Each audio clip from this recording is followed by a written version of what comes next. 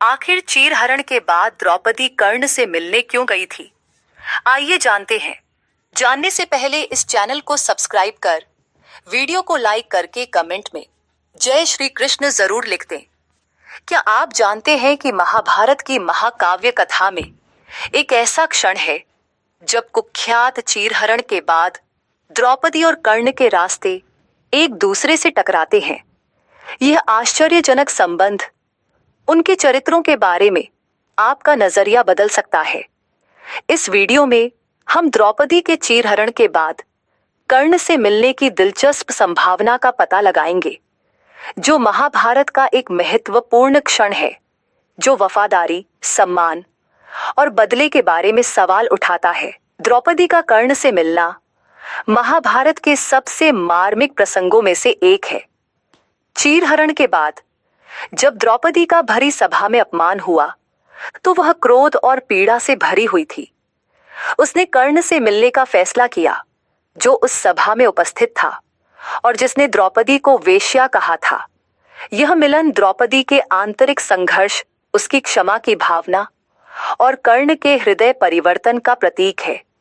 चीरहरण का प्रसंग महाभारत के युद्ध से पहले जुए में द्रौपदी को दांव पर लगा दिया गया था। दुर्योधन के कहने पर दुशासन ने भरी सभा में द्रौपदी का चीरहरण करने का प्रयास किया। द्रौपदी ने कृष्ण से प्रार्थना की और कृष्ण ने उसकी लाज बचाई। इस घटना ने द्रौपदी के मन में गहरा आक्रोश और अपमान का भाव भर दिया। उसने प्रतिज्ञा की कि जब तक वह अपने अपमान का बदला नहीं लेगी, तब तक अपने केश नहीं बांधेगी। कर्ण का द्रौपदी के प्रति व्यवहार। कर्ण, जो द्रौपदी को प्रेम करता था, उस सभा में उपस्थित था। उसने द्रौपदी के अपमान को रोकने का प्रयास नहीं किया, बल्कि उसे वेश्या कहकर अपमानित भी किया। यह द्रौपदी के लिए बहुत बड़ा आघात था। वह कर्ण से मिलने का फैसला करती है, जो उसके अपमान में भागीदार था। यह एक असामान्य और अप्रत्याशित कदम था। द्रौपदी का कर्ण से मिलने का कारण। द्रौपदी का कर्ण से मिलना कई मायनों में एक जटिल और भावनात्मक निर्णय था। इसके कई संभावित कारण हो सकते हैं। क्षमा की भावना। द्रौपदी ने संभवतः कर्ण को क्षमा करने का निर्णय लिया था। उसने यह महसूस किया होगा कि कर्ण ने जो कुछ भी किया, वह परिस्थितियों का शिकार होकर किया। वह कर्ण के प्रति सहानुभूति रखती थी, क्योंकि वह भी एक योद्धा था और उसे भी समाज ने स्वीकार नहीं किया था। उसने यह भी महसूस किया होगा कि कर्ण में भी एक अच्छा इंसान बसता है, जो परिस्थितियों के कारण गलत रास्ते पर चला गया। द्रौपदी ने कर्ण को क्षमा करके स्वयं को भी मुक्त करने का प्रयास किया। कर्ण का हृदय परिवर्तन। द्रौपदी ने संभवतः यह जानने की कोशिश की कि क्या कर्ण को अपने किए पर पछतावा है। वह यह भी देखना चाहती थी कि क्या कर्ण में अपने किए पर पश्चाताप करने की भावना है। वह कर्ण के हृदय परिवर्तन को देखना चाहती थी, ताकि वह जान सके कि क्या वह वास्तव में एक बुरा इंसान है या परिस्थितियों ने उसे ऐसा बना दिया है। अधूरा संवाद। चीरहरण के समय द्रौपदी और कर्ण के बीच कोई संवाद नहीं हो पाया था। शायद द्रौपदी उस संवाद को पूरा करना चाहती थी, जो उस दिन अधूरा रह गया था।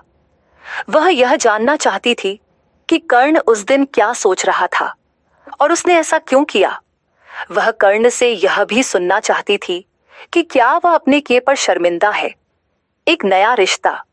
द्रौपदी ने शायद कर्ण के साथ एक नया रिश्ता बनाने की कोशिश की।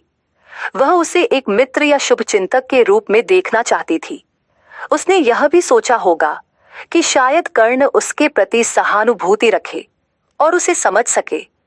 वह यह भी देखना चाहती थी कि क्या कर्ण उसे एक योद्धा के रूप में स्वीकार कर सकता है और उसे सम्मान दे सकता है। मिलन का प्रभाव। द्रौपदी और कर्ण का यह मिलन महाभारत के इतिहास में एक महत्वपूर्ण मोड़ था। इस मिलन ने द्रौपदी के जीवन में एक नई दिशा दी। उसने कर्ण को क्षमा करके अपने क्रोध और पीड़ा को शांत किया। उसने कर्ण के हृदय परिवर्तन को देखकर अपने जीवन में एक नई शुरुआत की। यह मिलन द्रौपदी और कर्ण दोनों के लिए एक महत्वपूर्ण सबक था। निष्कर्ष। द्रौपदी का कर्ण से मिलना महाभारत की एक जटिल और भावनात्मक कहानी है। यह कहानी क्षमा, पश्चाताप और हृदय परिवर्तन की कहानी है। द्रौपदी ने कर्ण को क्षमा करके स्वयं को भी मुक्त किया और कर्ण ने अपने किए पर पश्चाताप करके अपने जीवन को नई दिशा दी।